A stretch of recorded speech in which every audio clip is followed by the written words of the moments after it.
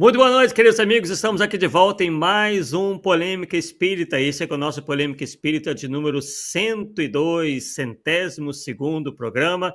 Pedimos desculpas aí pelo pequeno atraso em função de alguns probleminhas técnicos, né? A Rai TV aí sempre procurando melhorar e houve uma mudança aí de plataforma, então a gente estava ainda fazendo os ajustes finais. Mas antes de tudo, vamos dar aqui boa noite ao nosso querido Paulo Neto. Boa noite, Paulo Neto. Boa noite, Arthur. Espero que esteja me ouvindo agora, porque do jeito que nós não está dando certo. Boa noite, Shirley. Boa noite, Marlene. Boa noite, Ari. Boa noite, Fernanda. E sim. Então é isso aí. Isso aí. Assim, aparentemente eu acho que está mais legal que o outro. Agora vamos ver, né? Na prática, vamos ver. Essa palavra é com você, então vamos que vamos, porque já estou atrasado. Isso aí. Bem, então, estamos aqui vendo, né? Aí, ó. Tô querendo tirar agora, que tem umas diferençazinhas, né? Sim. Tirar aqui o boa noite da galera. A gente está meio que apanhando ainda. Agora saiu. Maravilha. Bem, pessoal, então, né, como já dissemos, desejamos aí uma boa noite a todos, agradecemos pela paciência de vocês e principalmente pela audiência, né, em mais um Polêmica Espírita.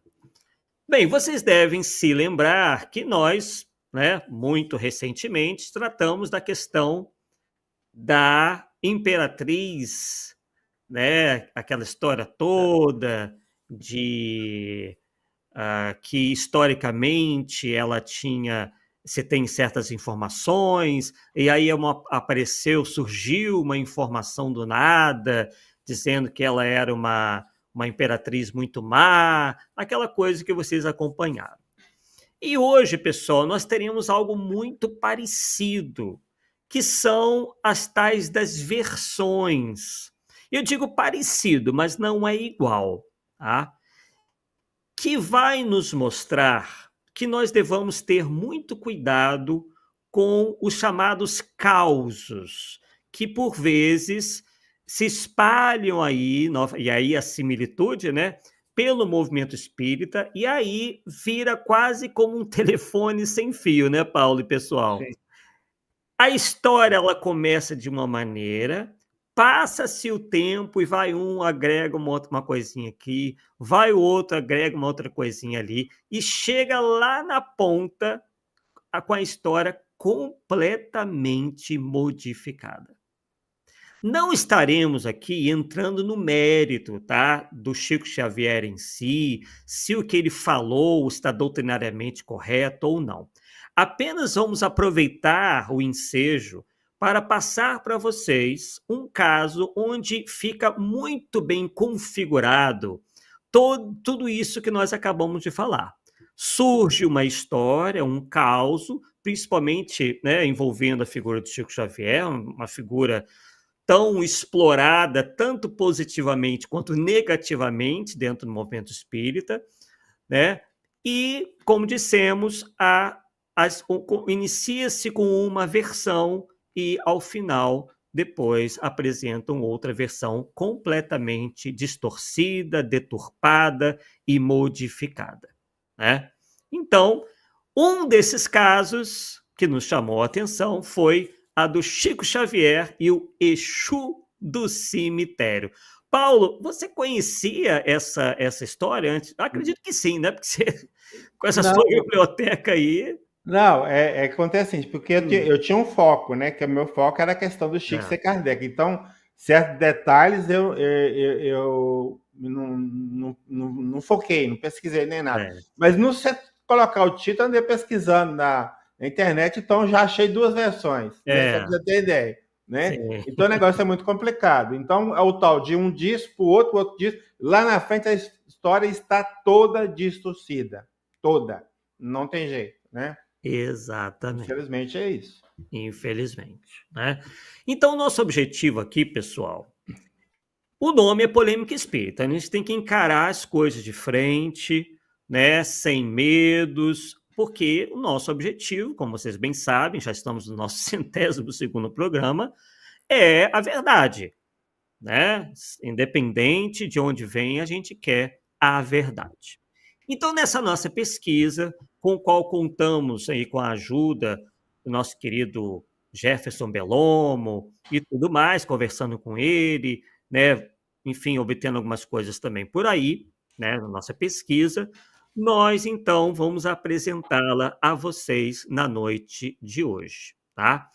Nos retorne aí para ver como é que está o som, né? Porque houve essa questão toda.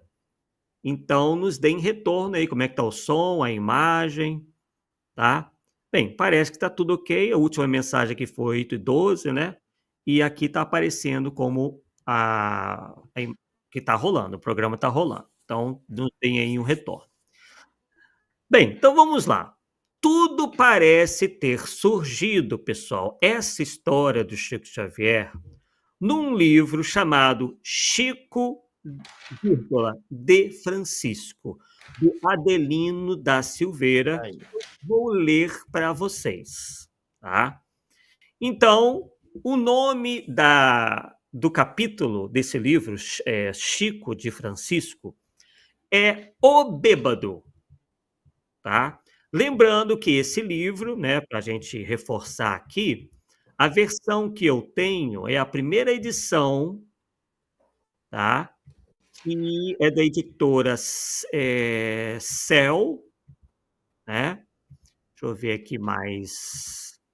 É a primeira edição, enfim. Então, o capítulo é O Bêbado. Então, vamos ler, é bem curtinho, tá? A parte que nos interessa aqui desse capítulo intitulado O Bêbado. Arthur, deixa eu só fazer um adendozinho. Uhum. O Adelino da Silveira Sim. é o autor do livro Kardec Prossegue. Uhum. É um defensor da tese que Chico é Kardec. Isso. E nesse livro dele, Kardec Prossegue, ele faz uma pergunta ao Chico se ele era Kardec. E a Kardec o Chico nega. No entanto, no capítulo mais à frente, mas eu acho que é. Só para você ter ideia. Né? Só para você ter ideia. Exatamente. Então, né, para vocês verem como que são as coisas, né? Então, essa coisa de explorar, né, como nós dissemos, alguns exploram de uma maneira positiva pelos exemplos do Chico, outros contam esses causos, essas histórias que nós não temos, pessoal, né? Infelizmente, como verificar nem se são verdadeiras. Tá? Como bem pontuou o Paulo aí, que por vezes são colocadas palavras ou posicionamentos que a gente não tem como verificar se efetivamente eram os posicionamentos do Chico Xavier. Né? Então, a gente precisa ter esse cuidado, e o Polêmica Espírita começou justamente com essa temática, né? E dessa polêmica do Chico ter sido a reencarnação ou não de Allan Kardec. Então começa assim o capítulo O Bêbado. Preste bem atenção, porque depois vocês vão me ajudar, né? E vocês também vão fazer o esforço de comparação entre as várias versões. E vai ter vídeo também que eu vou apresentar para vocês. Certa vez apareceu ao Chico um espírito que recendia a álcool. Puxou conversa. 2 pontos. Chico, eu também pertenço à sua equipe, teria dito o espírito. O qual, então, o Chico Xavier teria respondido: Deus o abençoe, meu irmão. Saudou o Chico. Novamente o tal espírito. Acho que você não está acreditando, mas é verdade, Chico. E sabe o que eu faço? Quando desencarnam espíritos muito apegados ao corpo e não querem deixá-lo, eu entro no túmulo e tenho de retirá-los à força. Então, para suportar o cheiro da carne humana em decomposição e ter um pouco de coragem, tomo meus goles. Que você acha? O qual, então, teria respondido Chico Xavier. Vejam que eu não estou aqui entrando no mérito se o que está aí é verdadeiro ou falso, tá, pessoal? Eu estou apenas vendo a questão das versões. O Chico, então, respondeu: Ah, meu irmão, disse-lhe o Chico, Seus goles são abençoados. Quando eu desencarnar, você vai ter de tomar muitos para me retirar do corpo. E assim termina a história do tal espírito que teria, né, a necessidade, ou sentiria a necessidade, né, de beber para, então, suportar o cheiro da carne humana, porque ele tem que entrar no túmulo para retirar o espírito de lá à força. Tá? Então, beleza. Vou tirar, então, essa versão daqui. E vou, então, para uma outra obra. Tá? Daqui a pouco vocês vão ver vídeos também.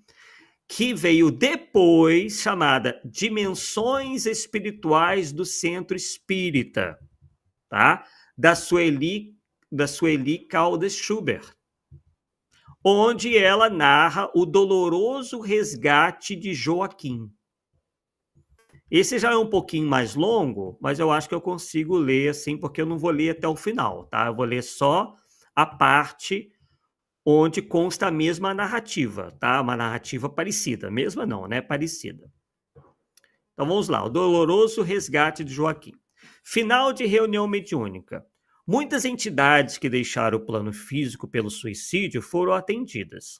Casos tristes, complexos, vidas que foram cortadas abruptamente, tornando-se mais sofridas ainda no além-túmulo. Eis que uma comunicação diferente acontece. É um dramático depoimento que comove a todos, feito com voz emocionada e veemente. Aí a mensagem. Venho aqui com a permissão dos mentores para lhes falar a respeito do meu trabalho. Faço parte desta equipe que resgata os suicidas, sendo o menor dos aprendizes e o mais necessitado. Eu mesmo escolhi o meu serviço, ninguém o impôs. Por isso não reparem que eu esteja tão sujo e com as roupas neste estado. É preciso que eu assim permaneça para não me esquecer um momento sequer das minhas dívidas. Aí ele diz que o nome dele é Joaquim, que na última existência viveu no Rio de Janeiro, onde foi com 5 anos, para onde foi, né, para o Rio de Janeiro, com 5 anos, no início da década de 40. Aí ele diz que cresceu numa favela que começava a se formar numa das encostas dos morros cariocas. Cedo passei, diz ele, a fazer parte de um grupo que se dedicava ao jogo, assaltos e crimes os mais diversos. Nunca tive escrúpulos e agi sempre sob o impulso da minha natureza primitiva. Assim, quando uma moça ainda bem jovem, uma das minhas conquistas, ficou grávida, a minha atitude foi coerente com a minha forma habitual de agir. Desprezada, a jovem desespero suicidou-se ingerindo veneno. A sua morte serviu-me apenas para que eu me gabasse de despertar paixões que enlouqueciam as mulheres. 3 anos mais tarde, o fato se repetiu, pois a mulher, sendo casada, sentindo-se descoberta pelo marido no relacionamento que mantínhamos, jogou-se à frente de um caminhão. Aí ele prossegue comentando lá, né, alguns detalhes, né, e tudo mais. Aí chega na parte que ela diz o seguinte, né? Depois que ele termina o relato dele, falando do resgate, né? Que está feliz por estar agora no caminho da redenção, pedindo para que orem, aquela coisa toda. Termina a fala dele, que é um pouquinho longa, a gente está reduzindo aqui. Aí consta lá, calou-se a entidade.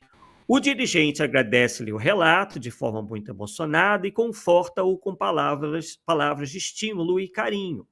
A emoção domina os participantes e a reunião logo depois é encerrada. Os comentários finais denotavam a surpresa geral ante a inesperada revelação feita por Joaquim de que seu trabalho era o de entrar dentro dos túmulos para ajudar no desligamento daqueles suicidas que se demoravam presos aos despojos. Saímos pensativos, todos nós, tentando imaginar como seria feito isso e como alguém teria coragem suficiente para fazê-lo. 3 semanas transcorreram após aquela noite. Já esquecido o fato, estando na cidade de Votuporanga para a realização de palestras, recebo o livro Chico de Francisco, que não conhecia. Esse livro que eu acabei de ler para vocês. Começo a folheá-lo, lendo um trecho aqui e ali, quando me deparo com um relato de Chico Xavier a respeito de um espírito que cheirava a álcool e que lhe disse o seguinte: quando desencarnam espíritos muito apegados ao corpo e não querem deixá-lo, eu entro no túmulo e tenho que retirá-los à força. Então, para suportar o cheiro de carne humana em decomposição e ter um pouco de coragem, eu tomo os meus goles. Aí volta a narração do livro aqui. Impressionada, releio, recordando-me do nosso querido Joaquim. Enfim, né? E aí ela prossegue com alguns comentários. E então, é a segunda vez onde esse relato do Chico Xavier, que primeiro aparece no livro do Adelino, é repetido nesse outro livro. Tá? Beleza, então citamos aí para aí desencargo de consciência para que a pesquisa fique completa. Beleza, não vamos mais tocar nessa questão dos livros. Ok, vamos lá. Vamos então agora ver o seguinte. Vamos ver como dois confrades espíritas vão relatar esse mesmo caso que constam desses dois livros, né? Sendo que o primeiro é do livro do Adelino, Chico, segundo Francisco, né? Chico por Francisco, segundo Francisco, agora então vamos lá. O primeiro que nós separamos aqui, pessoal, nós não poderemos mostrar as imagens porque estão aí de política da Rai TV, para também não ter problema com direitos autorais, aquela coisa toda. Mas ele é bem curtinho e tudo mais. E o primeiro relato é do Carlos Bacelli. Tá? Veremos aí que a história já sofre algumas modificações e depois nós vamos mostrar uma outra versão que aí vai ficar configurado que entra um Exu da história. Quer dizer, eles já começam a entender o tal espírito como o tal do Exu. Né? E aí a gente vai começar a comentar sobre essa história, o que está por trás, né? O que pode estar por trás do aumento de inserções no meio espírita de questões que não são do espiritismo, né? E são de outras correntes aí religiosas, enfim. Então vamos lá. Vamos ao relato do Carlos Bacelli, vocês vão poder ouvir. Vez por outra, quando a saúde lhe permitia, Chico ia ao cemitério.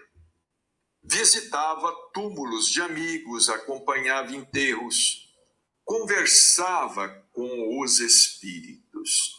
Chico sempre tratou com muito respeito a hora da desencarnação, dos amigos, dos conhecidos.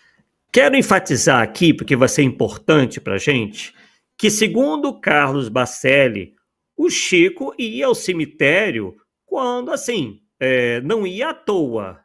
Ele ia para enterros, né, como está dizendo aqui, ele encarava aquilo como uma homenagem, né, que se fazia, né, ao desencarnado, né, que tinha recém-desencarnado, aquela coisa toda.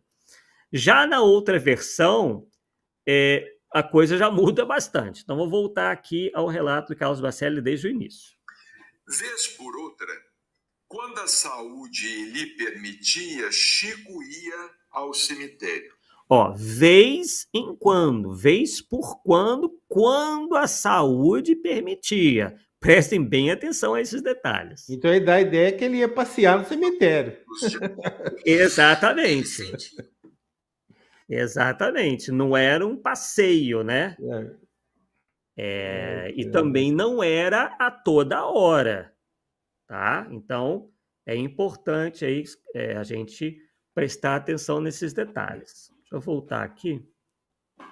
Pronto, vamos lá. Já recuperei aqui. Visitava túmulos de amigos, acompanhava enterros. Então, visitava túmulos de amigos, ia a velórios, a enterros. Conversava com os espíritos. Chico sempre tratou com muito respeito a hora da desencarnação dos amigos, dos conhecidos, e muitas vezes ele ia ao cemitério. Era uma maneira também dele ficar mais recolhido, de se entregar à meditação. Disse-nos ele, em certa oportunidade, que o chamado Campo Santo, ou seja, o cemitério, é um grande hospital. Vejamos aqui, nós achamos que o cemitério é só um depósito de cadáveres, não é? Mas Chico dizia, é um grande hospital.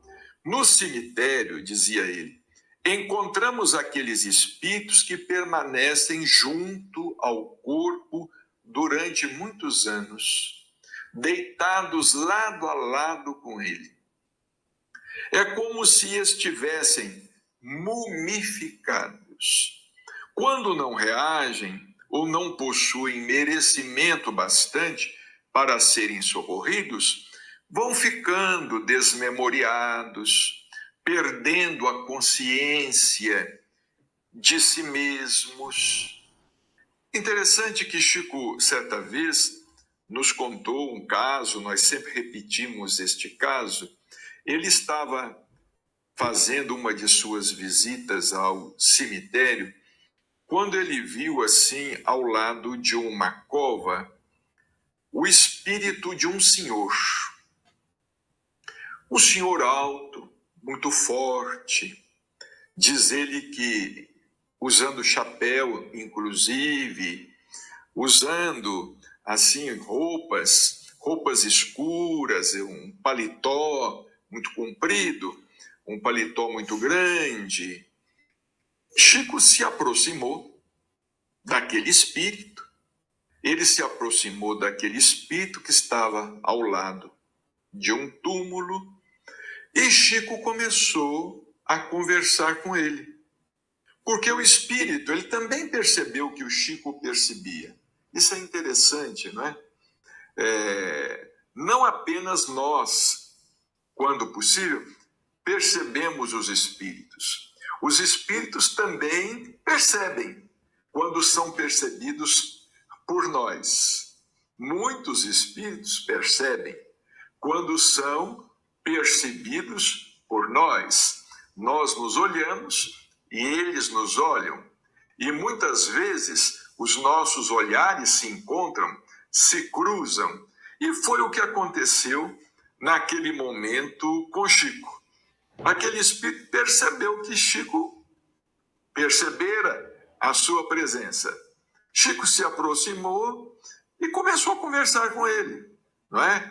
Perguntou a ele, o que o senhor está... O Chico pensou que ele fosse ali um coveiro, alguma coisa. Chico perguntou, o que o senhor... Então, ele... Ora, vamos começar a interpretar aqui. Ele pensou que fosse um coveiro. Então, está muito diferente, né, da imagem que se tem, por exemplo, já que a história que a gente daqui a pouco vai ver é de Exu, está muito diferente do que é apresentado como Exu, pelo menos na questão da descrição, né, visual, né? A questão do paletó era muito comum naquela época, né? Homens vestiam paletó mesmo, na maioria das vezes, elas não saíam sem colocar alguma coisa... um blazer ou um paletó, né? Era a maneira que predominou por muitos anos, então ele não estranhou tanto assim, né, as vestimentas, achou até que fosse um coveiro que estivesse por ali. Aqui, meu amigo, o que o senhor faz aqui no cemitério? Ele disse assim, não, eu trabalho aqui. Há um detalhe que nós não podemos omitir. O Chico disse que ele estava cheirando álcool. Ele estava cheirando bebida alcoólica. Vamos dizer, é cachaça mesmo, né? Ele estava com um cheiro forte de bebida, não é? Veja que essa parte inicial não consta da história do livro. né? Na história do livro ele se depara ali e não entra nesses detalhes aí. Então, elementos que não estavam na história contada inicialmente foram acrescentados. Chico percebeu aquele cheiro forte de bebida e perguntou a ele: o que o senhor faz aqui? Eu trabalho aqui. Aí o Chico perguntou: e o senhor cuida dos túmulos, o senhor cuida das covas? Ele disse assim: não. Quando alguém não quer deixar o seu túmulo depois de muitos anos, às vezes depois de muito tempo, continua agarrado às suas vísceras cadavéricas, quando um espírito não quer deixar a cova, muitas vezes o meu trabalho é pular lá dentro e retirá-lo. Aí ele disse assim: é por isso que eu bebo. Porque se eu não beber, eu não aguento o cheiro. Olha, que coisa interessante. Chico nos contou esse caso do espírito que bebia. Ele falou assim: é por isso que eu bebo. Porque se eu não beber, eu não aguento o cheiro. O meu trabalho é este. Quando o espírito está muito agarrado e não quer estar muito tempo, o corpo já se desfez, e ele não quer deixar, o meu trabalho é pular lá dentro. E muitas vezes resgatar esse espírito. O Chico gostava... Tá aí, vocês viram que é a mesma história, né? No final das contas, ele encontra esse espírito e tal. Então, outros elementos aí da questão da apresentação do espírito é acrescentada, a maneira com que ele estaria se vestindo, e a gente percebe que é a mesma história. E também esse detalhe da frequência, né, do Chico Xavier ao cemitério, né? Coisa que não consta, nos fala nada, né, no livro, né? Aqui ele diz que é uma frequência assim, esporádica, quando às vezes o Chico queria ficar mais sozinho, ou então tinha alguma situação que ele tinha que acompanhar um velório, um enterro, vez ou outra visitava um túmulo de um amigo, enfim, é assim que é colocada a questão. Agora, vamos entrar nessa história que nós verificamos, né? Já tomou um outro rumo e vem sendo muito difundida por aí, que é a tal do Chico Xavier e o Exu do cemitério. Então vamos lá, vamos então à versão que anda rolando por aí. Vamos lá. Opa, peraí. Pronto, voltamos no final aqui dele. E sentava num túmulo. Vamos lá, peraí. Ficava. Pronto. O Chico gostava de ir ao cemitério sentar. Para ele morto não era nada. Ele sentava num túmulo e ficava ali fazendo as preces dele e tal. Um dia, ele foi à noite, louco. Ele foi...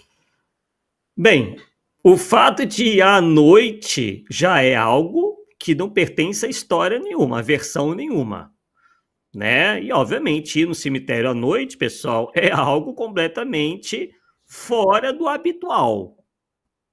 Tá? Nem morto, viu, Arthur? Exatamente. Sem chance, cara. Né? Então, já acrescentar alguma coisa para quê? Daí que também vai a nossa questão aqui e o nosso propósito no Polêmica Espírita. Não que o Chico Xavier, pessoal, não mereça nosso respeito, nossa admiração, não se trata disso. O problema é que sempre se está criando elementos para incensá-lo ainda mais, tá? E não tem necessidade disso, tá? Não é necessário você recorrer a mentiras, a inverdades, a acréscimos, para a gente admirar o Chico Xavier como ele verdadeiramente é, Então aqui já entra o primeiro elemento, ele ia à noite para o cemitério, né? Então para dar aquele ar de coragem, né? Que, enfim, é uma pessoa destemida, que não tinha medo nenhum, aquela coisa toda, né? E sentava num túmulo e ficava ali fazendo as preces dele e tal. Um dia, ele foi à noite, louco. Ele foi à noite, sentou na beirada de um túmulo anônimo. De repente, ele vê vindo na direção dele um homem enorme, com uma capa, um sobretudo escuro. E o homem veio na direção dele. Ele começou... capa. De um mero terno, sóbrio, como qualquer pessoa utilizava, um mero coveiro utilizava, já virou uma capa. Para quê? Para justamente configurar algo mais próximo à figura, né, a imagem que geralmente se tem do tal do Exu da Umbanda. Né? Então vemos aí claramente essa intenção. Então já começa nesses detalhes. E vindo na direção dele um homem enorme, com uma capa, um sobretudo escuro. E o homem veio na direção dele. Ele começou a sentir um cheiro de bebida. Quanto mais o homem se aproximava, mais cheiro da bebida ele sentia. E ele pensou, meu Deus, coitado desse espírito. É um sofredor e... Perceberam que aquela conversa em que o Chico Xavier confunde o espírito com o encarnado já foi. Ele já de cara reconhece que é um espírito. Então, mais uma diferença aí grande. Cheiro de bebida. Quanto mais o homem se aproximava, mais cheiro da bebida ele sentia. E ele pensou, meu Deus, coitado desse espírito. É um sofredor e que está vagando. Depois ele pensou, será que é o coveiro? Mas a essa altura o coveiro aqui andando pelos túmulos... O espírito chegou perto dele e disse, boa noite, seu... Claro, porque daí a versão é que teria se passado à noite. Então esse estranhamento seria em função de ser noite. Né? Coisa que não houve estranhamento nenhum, porque na versão original possivelmente era de dia, normal. Chico, eu sou o Exu do cemitério. Aí. Exu do... O espírito teria dito, ele mesmo, que era o Exu do cemitério. Então, e aí? Né? Vamos ver até o final, depois vamos comentar um pouco sobre isso daí. Cemitério.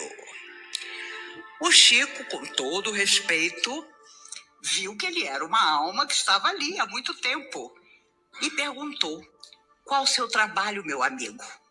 O espírito disse, quando eu tenho permissão dos maiores, eu retiro o espírito ainda ligado ao próprio corpo no túmulo, para então ele ser recolhido e levado. É por isso que eu bebo muito, para suportar o cheiro dos corpos já completamente em decomposição. E o Chico tirou o chapéu para aquele homem, porque era uma alma desencarnada, bondosa, utilizada pelo mundo espiritual naquele trabalho impressionante de tirar do túmulo, do caixão, aqueles que ainda estavam profundamente ligados. Tá aí, né? Paulo, e aí? O que você achou disso daí tudo? Vamos lá. Cara, é o grande problema das pessoas que quando quer defender uma tese, acaba mudando fatos, situações, falas de outras pessoas, né? Para não ir muito longe. Você sabe que teve um ET que gostou de caldo de cana, né? Só para você ter ideia. Então, aí, meu filho, nós vamos cair no absurdo. Deu para entender? Então a verdade é verdade, doa quem doer. Não tem que disfarçar a verdade para defender aquilo que a gente acredita.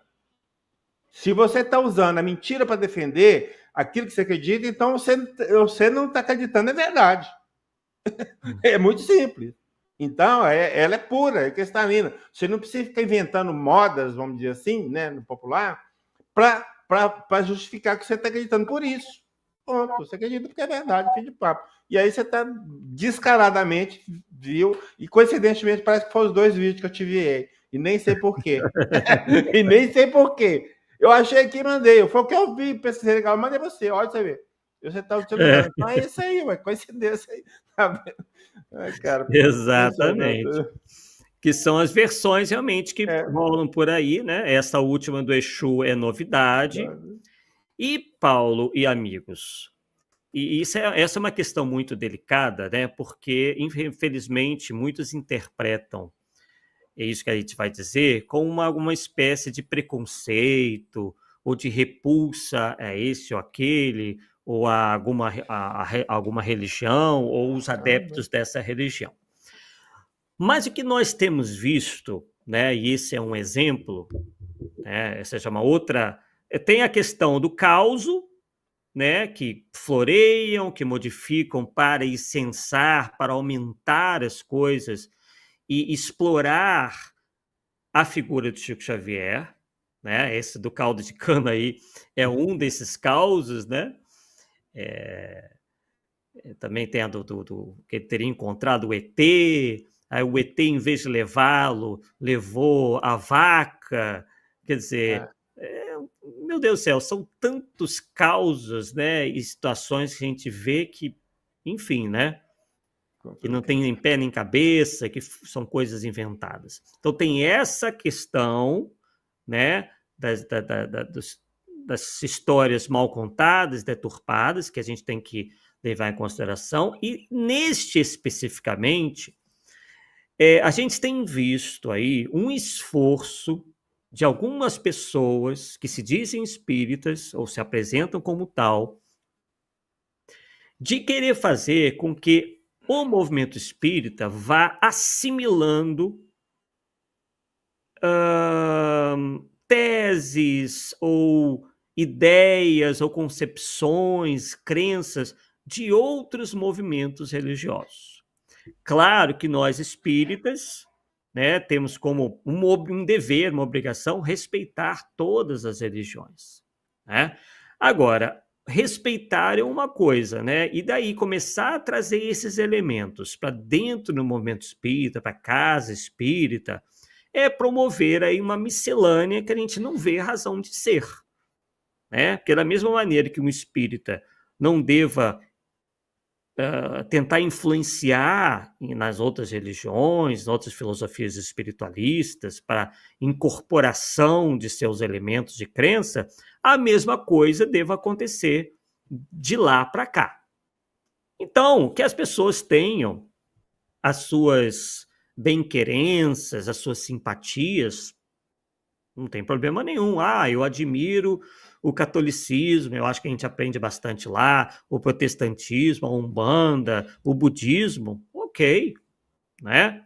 Agora, na situação de divulgadores, a gente tem que ter mais cuidado. E o que a gente vê claramente nisso aí, não sei se o Paulo, a gente não conversou sobre isso, Paulo vai trazer o posicionamento dele, é forçar, a gente tem visto isso, essa forçação de barra.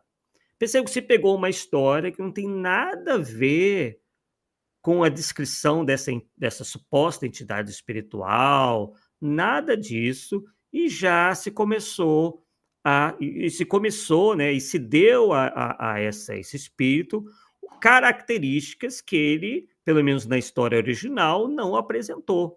Para quê? Para poder fazer ponte com determinadas crenças, com determinadas ideias, com determinadas descrições de espíritos que não pertencem ao espiritismo.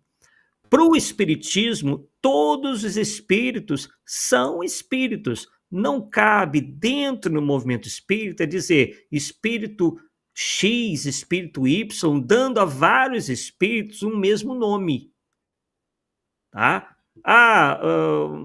Como nós vimos na Umbanda, ok, eles acreditam nisso, nada temos contra isso, tá? Mas como a gente encontra na Umbanda, Exu, Caboclo, Pombagira, isso não pertence ao espiritismo, a gente não classifica os espíritos. A única classificação que os espíritos superiores nos passaram como realmente válida, útil, é em relação ao grau de desenvolvimento, de progresso, de elevação que eles alcançaram, né? Por isso que nós temos a escala espírita, porque isso é importante, porque nos ajuda na identificação dos espíritos. A identificação, pessoal, não pode se dar em função, isso no pensamento espírita, em função de nomenclaturas. Porque os espíritos, mesmo se utilizando o mesmo nome, é impossível que eles estejam todos no mesmo grau evolutivo. Todo espírito que se apresenta como, sei lá, pombagira, como é na Umbanda, terão o mesmo desenvolvimento igualzinho? Não, isso é impossível. Nós somos diferentes espíritos que já passaram por inúmeras reencarnações e que trazem bagagens completamente diferentes entre si. Então, o que cabe aí a nós, espíritas, é identificarmos o grau de elevação, para que isso vai nos ajudar na identificação dos espíritos com o qual nós conversamos, para saber das suas necessidades ou não, ou se devemos até aprender com eles, tê-los como espíritos sábios, ou mesmo como espíritos pseudo-sábios, mistificadores, né? Burlões, mistificadores, ou espíritos já de uma categoria mais elevada. Não é isso, Paulo? Exatamente. Agora, não sei se você percebe, assim, que eu só gostaria de chamar a atenção, essa última pessoa que falou, essa senhora, eu não sei se ela é espírita, no sentido literal, ou se pertence a uma outra corrente. Mas o Bacelo a gente sabe que é espírita, né? A história já mudou com ele. Então, ou seja, no próprio meio espírita, nós estamos mudando as histórias. Exato. E aí que é o problema, né? Eu sempre falei com você e que eu tenho um ponto que muitas vezes eu faço, que vem aquele negócio assim, vai e olha, entendeu? Vai e olha na origem. Cara, não tem uma. Toda vez que eu olho na origem, a história é outra. É igual aquela frase atribuída a Leon Denis, a alma dorme na pedra. Ele não fala na pedra, ele fala na planta. Então, quando você começa a buscar a origem das coisas, você vê que a história é diferente. Então, você tem no movimento espírita pessoas espalhando uma história já aumentada. Quem ouviu esse que aumentou, vai aumentar mais um pouquinho ou tirar um pouquinho. Aí, quando chega lá na frente, já é Exu, cara. Já virou Exu. Tá certo? Capa preta, de noite. E aí não tem jeito, cara. Então, muitas vezes, nós somos culpados disso aí também. É isso que eu quero dizer. Deles estão aproveitando, porque nós estamos dando a chance para eles aproveitar essa própria história. Infelizmente, é isso aí. Agora, uma coisa que eu aprendi com o tempo, porque eu já participei de reunião mediúnica, numa casa espírita, logo que eu entrei no espiritismo, eu fiquei muito tempo na reunião mediúnica, eu não sei precisar quanto tempo, eu fiquei muito tempo. E a gente tinha um médium vidente, mas o cara, esse é o vidente, você podia confiar mesmo, tá? Um cara muito sério, e ele descrevia, e tinha um outro que até confirmava ou não o que ele estava vendo e tal. E ele percebia no ambiente da reunião mediúnica aquilo que eles chamam de preto velhos, de caboclos. São entidades propensas ao bem que estão ali para ajudar. E lá não são tratadas como preto velhos ou não. Ninguém sabe disso, né? Que ninguém sabe disso. Aí eu sei por causa dessa informação, né? Mas ninguém no meio espírita sabe disso e fala disso. Né? O que importa lá, você falou assim, uma coisa interessante, o que importa é o grau de elevação. E eu só acrescentaria o grau de elevação moral. Sim. Que é o mais importante, tá? Moralidade. Ou seja, você está querendo fazer o bem, então não importa a cor, não importa a posição, se é caboclo, deixou de ser, se é índio, se é preto, é branco. Porque do mesmo jeito que você fala preto velho, você não fala branco velho. Então, besteira pura, né? Branco jovem. Essa classificação é besteira pura. Então, o que importa são espíritos propensos a fazer o bem, cada um dentro da sua competência, cada um dentro do seu grau de habilidade, vamos dizer assim, para fazer isso, aquilo, aquilo outro, e seguir, né? É um conjunto. Inclusive, a reunião mediúnica, e aí com o tempo que vai perceber, ninguém é importante, assim, mais importante que o outro. Nem em relação aos encarnados, nem em relação aos desencarnados. Né? É uma equipe dos dois lados, que cada um tem o seu papel, e cada um desempenhando bem o seu papel, a reunião dá frutos a 1000, vamos dizer assim, entendeu? Isso é que importa. E o resto é conversa, cara. O resto é conversa. Perfeito, perfeito. Só para esclarecer, que inclusive teve a participação aí da Fernanda, né? A gente, né, até por questão de justiça mesmo, a pessoa que vem difundindo mais essa história é a Maíse Braga, ela espírita, né, pelo menos se diz assim, lá da Comunhão Espírita de Brasília, tá? Então, o que a gente percebe é que, infelizmente, alguns divulgadores caem nessa questão do politicamente correto, onde a gente acha que respeitar necessariamente significa agregar, tá? A gente tem que ter muito cuidado com isso. A gente pode respeitar, sim, mas não necessariamente a gente é obrigado, né, enquanto espíritas, a concordarmos com tudo que venha de fora do espiritismo. Afinal de contas, se nós escolhemos o espiritismo, é porque acreditamos no que o espiritismo prega. Temos esse direito, assim como nossos irmãos católicos, protestantes, umbandistas, candomblecistas, se estão lá, é porque acreditam mais nessas correntes, nessas religiões, nesses movimentos espiritualistas, do que no espiritismo, que senão seriam espíritas. Então, há diferenças de interpretação. Para um umbandista, é claro que a Umbanda vai ser a coisa mais perfeita do mundo. Para o espírita, a mesma coisa. Para o católico, a mesma coisa.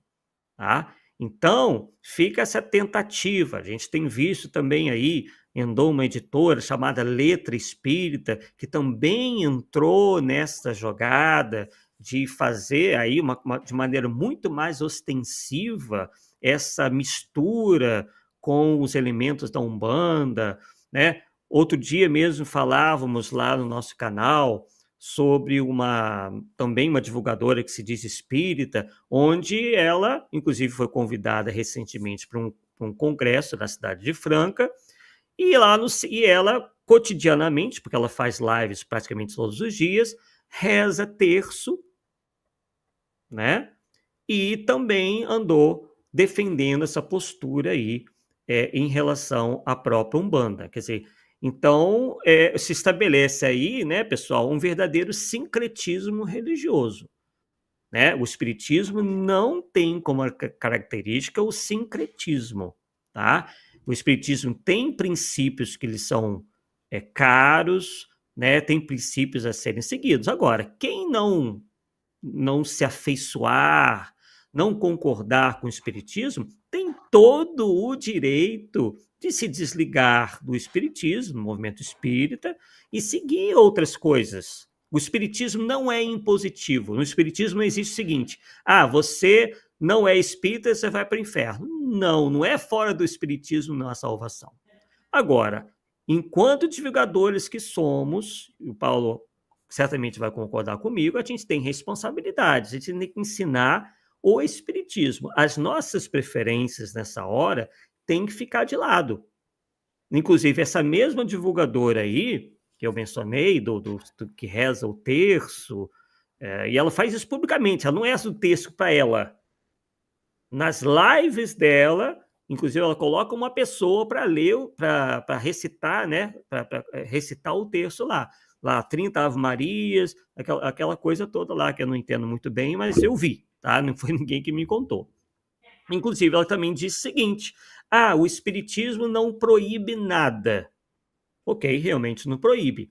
Mas daí, de uma maneira um pouco, equivocada, para dizer o mínimo, ela começou a defender a ideia de que não há problema nenhum de a gente acender vela para os espíritos, porque a vela representa a claridade espiritual, que a luz que o espírito precisa. Aí já fica complicado também. né?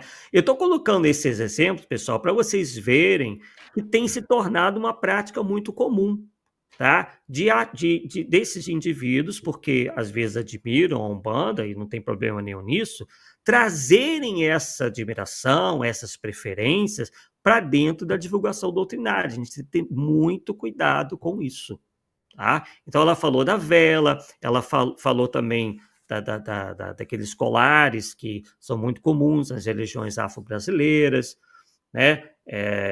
Enfim, como se esses elementos fossem necessários. Inclusive, ela diz, o Espiritismo nos ensina que não são necessários. Aí eu lá no vídeo, né,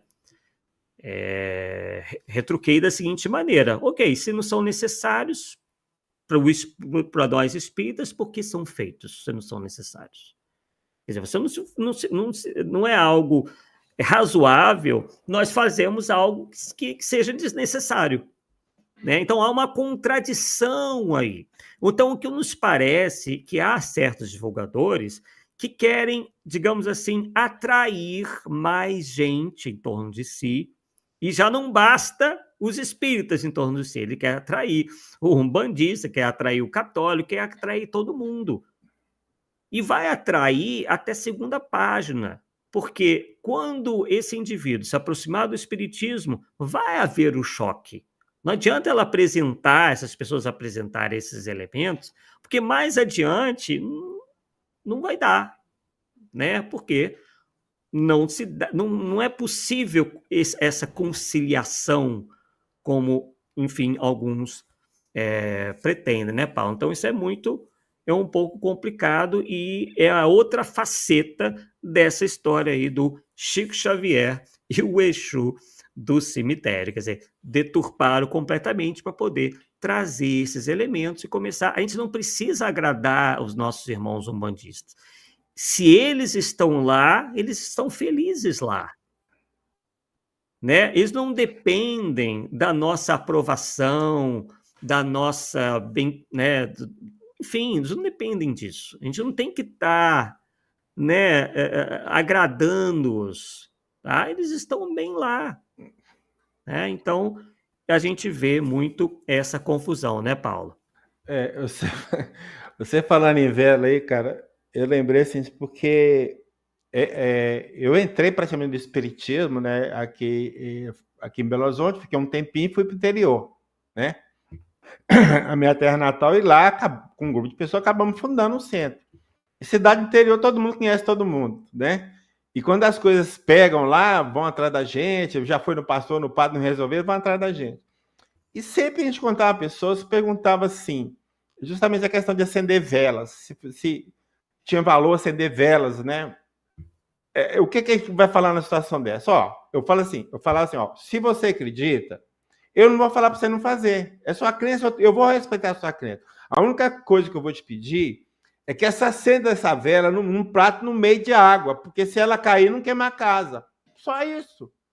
Não tem no questionar. Porque eu percebo, claramente, e a gente vai explicar para as pessoas depois, que não é a vela que vai iluminar o espírito, é o pensamento da pessoa que está pensando no espírito que vai fazê-lo despertar para uma outra realidade. E isso tem valor, sim. Tem valor, sim. Sim. Então, como é que eu vou chegar a pessoa assim, acende vela, só, não acende vela não, que o espiritismo proíbe. Eu não vou falar isso nunca, cara, nunca. Jamais, entendeu? É claro, eu não acendo vela para ninguém, tá? Isso é bem claro. Mas eu não vou falar para o cara não acender, se é a crença dele, por que eu vou tirar essa crença do cara? Não tem motivo nenhum, cara.